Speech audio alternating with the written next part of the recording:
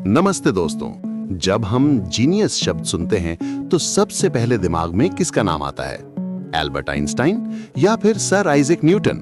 हम सब ने वो सेब वाली कहानी सुनी है, लेकिन क्या आपको पता है कि आइजैक न्यूटन सिर्फ एक वैज्ञानिक नहीं थे, वो एक जासूस थे, एक जादूगर थे और एक ऐसे इंसान थे जिन्होंने दुनिया खत्म होने की तारीख भी निकाली थी। आज की वीडियो में हम आइजैक न्यूटन की जिंदगी के उन पन्नों को खोलेंगे जो अक्सर किताबों में नहीं पढ़ाए जाते। हम उनकी बचपन की नाकामियों से लेकर उनके पागलपन के दौर और उनकी महान खोजों तक सब कुछ देखेंगे। तो चलिए शुरू करते हैं समय की इस यात्रा को। कहानी शुरू होती है 1642 में इंग्लैंड के वुल्सथॉर्प नाम के एक छोटे से गांव में। स्लाइड पर देखिए, ये वो घर है जहां उनका जन्म हुआ। न्यूटन का जन्म समय से पहले हुआ था और वो इतने छोटे थे कि एक मग में भी समा सकते थे। दिलचस्प बात यह है कि दुनिया का सबसे महान वैज्ञानिक शुरुआत में एक बहुत बड़ा फेलियर माना गया था। 16 साल की उम्र में उन्होंने स्कूल छोड़ दिया क्योंकि उनकी मां चाहती थी कि वो अपने परिवार की जागीर संभालें और खेती करें। लेकिन न्यूटन का मन खेती में नहीं लगा। वो खेती में पूरी तरह डिजास्टर साबित हुए क्योंकि उनका ध्यान हमेशा किताबों और मशीनों में लगा रहता था। शुक्र है कि उनके स्कूल के हेडमास्टर और उनके मामा ने उनकी प्रतिभा को पहचाना और उन्हें वापस स्कूल भेजा। आखिरकार 1661 में वो कैम्ब्रिज यूनिवर्सिटी के ट्रिनिटी कॉलेज पहुंचे, लेकिन वहां वो एक अमीर छात्र के रूप में नहीं बल्कि एक सिजर के रूप में गए थे, यानी वो छात्र जिसे अपनी फीस भरने के लिए दूसरे छात्रों के काम करने पड़ते थे और मदद लेनी पड़ती थी। उस समय कैम्ब्रिज पुराने ख्यालात का था, जहां एरिस्टोटल को पढ़ाया जाता था, लेकिन न्यूटन ने अपने पाठ्यक्रम को नजरअंदाज कर दिया। उन्होंने खुद से कोपर्निकस, गैलीलियो और केपलर जैसे आधुनिक विचारकों को पढ़ना शुरू किया। अब हम आते हैं न्यूटन की जिंदगी के सबसे महत्वपूर्ण दौर में। साल 1665 लंदन में प्लेग की महामारी फैल गई। कैम्ब्रिज यूनिवर्सिटी को बंद करना पड़ा। न्यूटन को वापस अपने गांव वुल्सथॉर्प लौटना पड़ा। स्लाइड में देखिए, न्यूटन अकेले एक पेड़ के नीचे बैठे हैं। ये 2 साल 1665 से 1667 इतिहास में एनस मिराकुलस या मिरेकल ईयर्स कहे जाते हैं। इस अकेलेपन में जब वो सिर्फ 20-22 साल के थे, उन्होंने विज्ञान की दुनिया बदल दी। यहां उन्होंने 3 बड़ी चीजें की। Number 1, mathematics. उन्होंने फ्लक्शंस का तरीका इजाद किया जिसे आज हम कैलकुलस कहते हैं। Number 2, optics. उन्होंने लाइट और रंगों के विज्ञान को समझा। Number 3, gravity. और हाँ, यही उन्होंने यूनिवर्सल ग्रेविटेशन के नियम के बारे में सोचा। न्यूटन ने बाद में कहा था कि वो खुद को उस समय एक बच्चे की तरह देखते थे जो समुद्र किनारे कंकड़ पत्थर से खेल रहा है, जबकि सच्चाई का पूरा समुद्र उनके सामने अनछुआ पड़ा था। दोस्तों, सोचिए, अगर न्यूटन को ये एकांत नहीं मिला होता तो शायद आज हमारे पास मॉडर्न साइंस नहीं होती। अगर आपको ये जानकारी अच्छी लग रही है तो अभी इस वीडियो को लाइक जरूर करें और चैनल को सब्सक्राइब कर लें ताकि हम ऐसी ही और हिस्ट्री आप तक ला सकें। चलिए अब समझते हैं कि न्यूटन ने लाइट के साथ क्या किया। उस समय के वैज्ञानिक मानते थे कि सफेद रोशनी शुद्ध होती है और जब वो किसी कांच या प्रिज्म से गुजरती है तो प्रिज्म उसमें रंग जोड़ देता है। लेकिन न्यूटन ने इसे गलत साबित किया। स्लाइड 3 पर ध्यान दें। उन्होंने एक क्रूशियल एक्सपेरिमेंट किया। उन्होंने एक प्रिज्म लिया और सूरज की रोशनी को उससे गुजारा जिससे स्पेक्ट्रम निकले। फिर उन्होंने एक दूसरा प्रिज्म लिया और सिर्फ लाल रंग को उससे गुजारा। उन्होंने देखा कि दूसरे प्रिज्म से निकलने के बाद भी वो लाल रंग लाल ही रहा, बदला नहीं। इससे यह साबित हुआ कि प्रिज्म रोशनी में रंग नहीं जोड़ता, बल्कि सफेद रोशनी के अंदर पहले से ही सारे रंग मौजूद होते हैं। प्रिज्म बस उन्हें अलग अलग कर देता है। इसी समझ का इस्तेमाल करके उन्होंने रिफ्लेक्टिंग टेलीस्कोप का आविष्कार किया, जो आज भी इस्तेमाल होता है। अब बात करते हैं उस गणित की जिससे हर इंजीनियरिंग स्टूडेंट डरता है, कैलकुलस। स्लाइड 4 देखिए। न्यूटन ने चीजों के बदलने की रफ्तार को नापने के लिए एक नया गणित बनाया। उन्होंने इसे 2 हिस्सों में बांटा। एक, फ्लक्शंस यानी डेरिवेटिव्स, जो किसी भी पल बदलने की रफ्तार बताते हैं, और 2, फ्लुएंट्स यानी इंटीग्रल्स, जो कर्व के नीचे का एरिया बताते हैं। न्यूटन की सबसे बड़ी खोज ये थी कि ये दोनों समस्याएं एक दूसरे की उल्टी हैं। कमाल की बात यह है कि 1666 तक उन्होंने ये सब खोज लिया था, लेकिन उन्होंने इसे पब्लिश नहीं किया। उन्होंने अपने इस अलजेब्राइक स्टाइल को दुनिया से छुपा कर रखा। क्यों, ये हम आगे जानेंगे। साल 1684 में एक घटना हुई जिसने दुनिया को प्रिंसिपिया जैसी किताब दी। स्लाइड 5 देखिए। मशहूर खगोल शास्त्री एडमंड हैली, जिनके नाम पर हैली धूमकेतु हैं, न्यूटन के पास आए।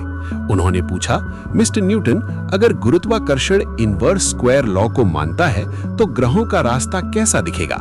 न्यूटन ने तुरंत जवाब दिया, एन इलिप्स। हैली हैरान रह गए क्योंकि न्यूटन ने ये गणित पहले ही हल कर लिया था। हैली के कहने पर न्यूटन ने अपनी किताब लिखना शुरू किया।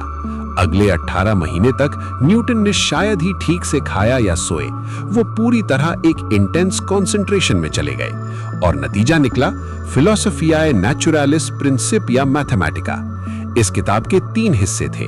बुक 1 में मोशन के नियम थे, बुक 2 में फ्लूइड्स के बारे में था और बुक 3 में उन्होंने सिस्टम ऑफ द वर्ल्ड समझाया।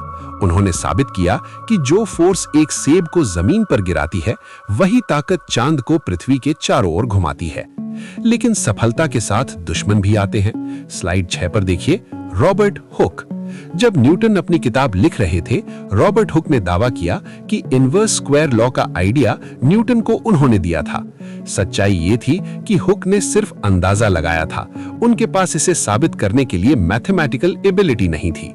दूसरी तरफ न्यूटन के पास उसका पूरा प्रूफ था। न्यूटन को इतना गुस्सा आया कि उन्होंने धमकी दी कि वो अपनी किताब का तीसरा हिस्सा बुक 3 पब्लिश ही नहीं करेंगे। बाद में उन्होंने किताब छापी, लेकिन हुक का नाम हर जगह से हटा दिया। ये न्यूटन के गुस्से की बस शुरुआत थी। न्यूटन और हुक की ये लड़ाई बताती है कि आइडिया होना काफी नहीं है, उसे साबित करना असली टैलेंट है।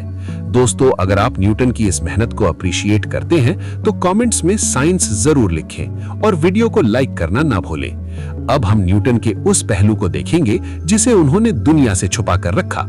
स्लाइड 7 का टाइटल है द हिडन न्यूटन। बाहर से न्यूटन एक धार्मिक ईसाई दिखते थे, लेकिन अंदर से वो एक धर्म विरोधी विचारों वाले थे। वो चुपके से पिता, पुत्र और पवित्र आत्मा के सिद्धांत को नकारते थे। उनका मानना था कि ये 4वीं सदी में ईसाई धर्म में जोड़ी गई एक गलती है। ये एक बहुत बड़ा रिस्क था। अगर उस समय कैम्ब्रिज में किसी को पता चल जाता तो उन्हें नौकरी से निकाल दिया जाता। लेकिन किंग चार्ल्स II ने एक विशेष आदेश जारी किया जिससे न्यूटन को पादरी बनने की जरूरत नहीं पड़ी और उनका करियर बच गया। न्यूटन ने अपना बहुत सा समय सोलोमन के मंदिर के नक्शे बनाने और बाइबल की भविष्यवाणियों को समझने में बिताया। और सिर्फ धर्म ही नहीं, न्यूटन एक जादूगर यानी एल्केमिस्ट भी थे। स्लाइड 8 देखिए। प्रसिद्ध अर्थशास्त्री कीन्स ने कहा था कि न्यूटन पहले वैज्ञानिक नहीं थे, बल्कि आखिरी जादूगर थे। न्यूटन के पास एल्केमी के हजारों पन्ने मिले हैं। उनका मकसद था फिलोसोफर्स स्टोन को ढूंढना, वो पदार्थ जो किसी भी धातु को सोने में बदल सके। वो हमेशा वेजिटेटिव स्पिरिट की तलाश में रहते थे जो निर्जीव चीजों में जान डाल सके। लेकिन इसकी उन्हें भारी कीमत चुकानी पड़ी। वो अपनी लैब में मर्क्यूरी और लेड के साथ काम करते थे, और जैसा कि हम जानते हैं, मर्क्यूरी बहुत जहरीला होता है। मर्क्यूरी के इसी जहर और काम के तनाव ने उन्हें तोड़ दिया। स्लाइड 9 पर देखिए। साल 1693 में न्यूटन को एक भयानक मेंटल ब्रेकडाउन हुआ। वो सो नहीं पाते थे। उन्हें हर वक्त लगता था कि लोग उनके खिलाफ साजिश कर रहे हैं। उन्होंने अपने सबसे अच्छे दोस्तों दार्शनिक जॉन लॉक और सैमुअल पेपिस पर आरोप लगाया कि वो उन्हें फंसा रहे हैं। इसके कई कारण थे। प्रिंसिपिया लिखने की थकान, उनकी मां की मौत 1692 और शायद मर्क्यूरी पॉइजनिंग। जब वो ठीक हुए तो वो बदल चुके थे। उनकी क्रिएटिव साइंस में रुचि खत्म हो गई थी। वो अब कैम्ब्रिज छोड़कर एक नई नौकरी चाहते थे और उन्हें नौकरी मिली भी। स्लाइड 10। 1696 में न्यूटन लंदन आ गए और रॉयल मिंट के वार्डन और बाद में मास्टर बन गए। ज्यादातर लोग इसे एक आराम की नौकरी मानते थे, लेकिन न्यूटन ने इसे गंभीरता से लिया। उस समय इंग्लैंड में नकली सिक्के बनाने वाले बहुत थे। न्यूटन एक जासूस बन गए। उन्होंने मुखबिरों का एक नेटवर्क बनाया। वो खुद टावर ऑफ लंदन की जेलों में जाते थे और अपराधियों से पूछताछ करते थे।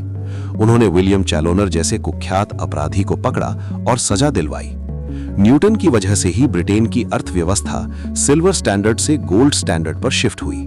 लंदन में रहते हुए न्यूटन का एक और बड़ा झगड़ा हुआ, इस बार जर्मन गणितज्ञ गॉटफ्रीड विल्हेम लाइबनिट्ज के साथ। स्लाइड 11 देखिए। सवाल ये था, कैलकुलस पहले किसने खोजा? न्यूटन ने इसे 1666 में खोजा था, जैसा हमने पहले देखा, लेकिन पब्लिश नहीं किया। लाइबनिट्ज ने 1675 में इसे स्वतंत्र रूप से खोजा और अपने सिंबल dy/dx पब्लिश कर दिए। 1700 के दशक में आरोप लगने लगे कि लाइबनिट्ज ने न्यूटन का काम चोरी किया है। न्यूटन उस समय रॉयल सोसाइटी के प्रेसिडेंट थे।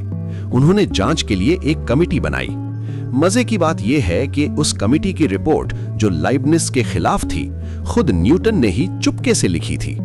इस झगड़े ने ब्रिटिश और यूरोपियन गणितज्ञों के बीच 100 साल तक दरार डाल दी। तो न्यूटन असल में इंसान कैसे थे? स्लाइड 12 पर एक नजर डालते हैं। ऑब्सेसिव, जुनूनी। जब वो किसी प्रॉब्लम पर काम करते तो खाना पीना भूल जाते थे। विंडिक्टिव, बदला लेने वाले। वो आलोचना बर्दाश्त नहीं कर सकते थे और दुश्मनों को माफ नहीं करते थे। सीक्रेटिव, रहस्यमयी।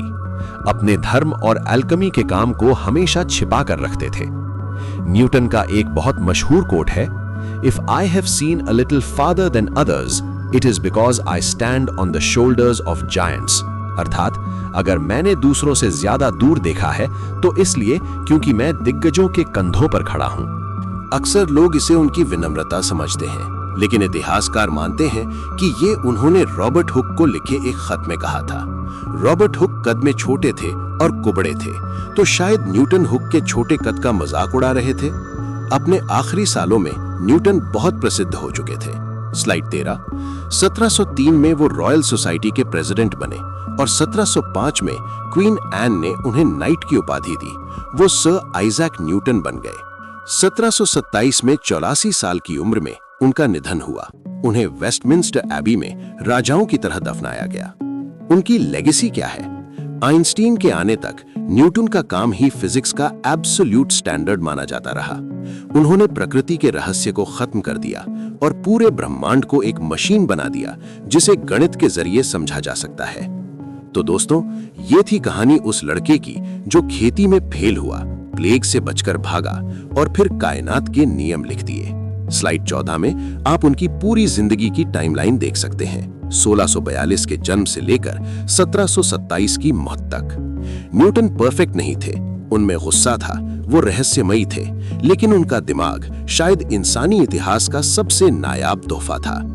अगर आपको न्यूटन की ये अनदेखी कहानी पसंद आई तो प्लीज इस वीडियो को लाइक करें और अपने दोस्तों के साथ शेयर करें। आपको न्यूटन की लाइफ का कौन सा हिस्सा सबसे ज्यादा हैरान करने वाला लगा?